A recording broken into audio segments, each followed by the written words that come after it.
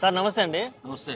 ఢిల్లీ కోటలో మొత్తానికి బీజేపీ అడుగుపెట్టింది, సింహాసనం అధిష్ఠించబోతుంది. ఎలా అనిపిస్తుంది సార్? ఇన్ని రోజుల తర్వాత బీజేపీ ఢిల్లీలో పుంజుకోవడానికి విశ్వ ప్రయత్నాల తర్వాత ఇప్పుడు సాధించింది, అద్భుతమైన విజయం సాధించింది. ఎలా చూడబోతున్నారు ఈ విజయాన్ని? అసలు బాగా హ్యాపీగా ఉందండి విజయం సాధించడం. అంటే నేను ఆ పార్టీ కార్యకర్తను కాకపోయినా అసలు ఆ పార్టీ ఎలా స్థాపించబడిందంటే ఉన్నత విలువలతో పోరాటాలతో అద్భుతమైన పార్టీగా స్థాపించబడి అధికారం వచ్చిన తర్వాత సామాన్యుడి పార్టీగా మంచి పేరే తెచ్చుకుంది. కానీ విస్తరించాలి పార్టీని దేశమంతా అనే ఉద్దేశంతో అవినీతిలో దొరికిపోయిన తర్వాత ఇంక ప్రజలు కూడా విసిగిపోయారు. అమ్మ అంత నీతి నిజాయితీ గల పార్టీగా మొదలై అవినీతి పార్టీగా అయిపోయింది అనే ఉద్దేశం ఒకటి. తర్వాత నరేంద్ర మోడీ గారు ప్రవేశపెడుతున్నటువంటి పథకాలు, సామాన్యుడి పట్ల చూపుతున్నటువంటి ఆయన పెడుతున్న పథకాలని ఆకర్షితులు కూడా కొంత దెబ్బ కొట్టింది. దీని కారణంగా అద్భుతమైన విజయం బీజేపీ సాధించిందని నేను అనుకుంటున్నాను.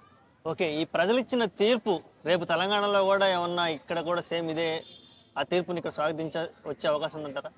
ఇప్పుడు నరేంద్ర మోడీ గారికి రోజు రోజుకి మంచి పేరే వస్తుందండి. ఎందుకంటే ప్రతి రాష్ట్రాన్ని కూడా అభివృద్ధి చేయాలన్న ఆలోచనతో ఆయన పథకాలు అద్భుతమైన పథకాలు పెట్టి ప్రజల్ని కొంచెం భయం లేకుండా జీవించేలాగా ఆయన ప్రయత్నం చేస్తున్నాడు. అదంతా ప్రజలు గమనిస్తూ ఉన్నారు. కాబట్టే ప్రతి చోట పోటీ చేసిన ప్రతి చోట కూడా ఘన విజయం సాధించడానికి కారణం అవుతుంది. ఏమో చెప్పలేం, ఖచ్చితంగా ఇక్కడ కూడా కొడుతుందని నేను అనుకుంటున్నాను. ఆలోచన కూడా, ఎందుకంటే వాళ్ళ మైండ్ ఎప్పుడు కూడా పెద్ద పెద్ద రాష్ట్రాల మీదే, పెద్ద పెద్ద రాజధానుల మీదే ఉంది. అటు ఢిల్లీ మీద, ఇటు హైదరాబాద్ మీదే ఉంది. ఇప్పుడు మొత్తాన్ని ఢిల్లీ కంప్లీట్ అయిపోయింది. నెక్స్ట్ ఇంకా హైదరాబాద్ ని కైవసం చేసుకోవాలి. ముంబై కంప్లీట్ అయిపోయింది, ఆల్రెడీ ముంబై ఎటు ఉంది. అవునవును, ఇంకా నెక్స్ట్ మిగిలింది ఒకటే. కాబట్టి ఈ నెక్స్ట్ 5 ఏళ్లలో వాళ్ళు ఎటువంటి ప్రణాళికతో వస్తే ఇక్కడ కూడా గెలిచే అవకాశం ఉంది అనుకుంటున్నారు? మీరేమన్నా చెప్పగలుగుతారా? ఇప్పుడు బ్రహ్మాండమైన ప్రణాళికతో వస్తారండి. ఎందుకంటే ఇక్కడ కాంగ్రెస్ ప్రభుత్వం ఉంది కాబట్టి. ఇప్పుడు కాంగ్రెస్ ప్రభుత్వం ఉన్నప్పటికీ వాళ్ళు ఇచ్చే పథకాలు బ్రహ్మాండంగా ఇస్తున్నారు.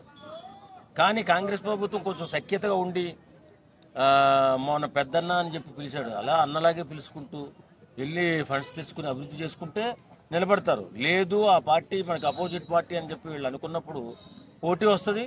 అప్పుడు వాళ్ళు చేసే పని వాళ్ళు చేస్తారు. వీళ్ళకి జరిగే నష్టం వీళ్ళకి జరుగుతుంది. చెప్పండి. బీజేపీ ఫోకస్ అంతా ఇప్పుడు ఎలా ఉందంటే తమిళనాడు, కర్ణాటక, తెలంగాణ ఈ 3 రాష్ట్రాలు కొట్టాలనే ఆలోచనలో ఉంది. ఖచ్చితంగా కొడతాదని కూడా నేను నమ్ముతున్నాను. ఎందుకంటే మంచి మంచి పథకాలు ప్రవేశపెడుతున్నటువంటి బీజేపీ ప్రభుత్వం కొట్టాలని కూడా నాకు ఆశగా ఉంది. ప్రపంచంలోనే మన దేశం ముందుకు వెళుతుంది అంటే అది బీజేపీ పార్టీతోనే, నరేంద్ర మోడీ గారితోనే కాదు. కాబట్టి నరేంద్ర మోడీ గారు ఇంకా ఆరోగ్యంగా ఉంటూ మన దేశాన్ని సేవ చేయాలని కోరుకుంటున్నాను.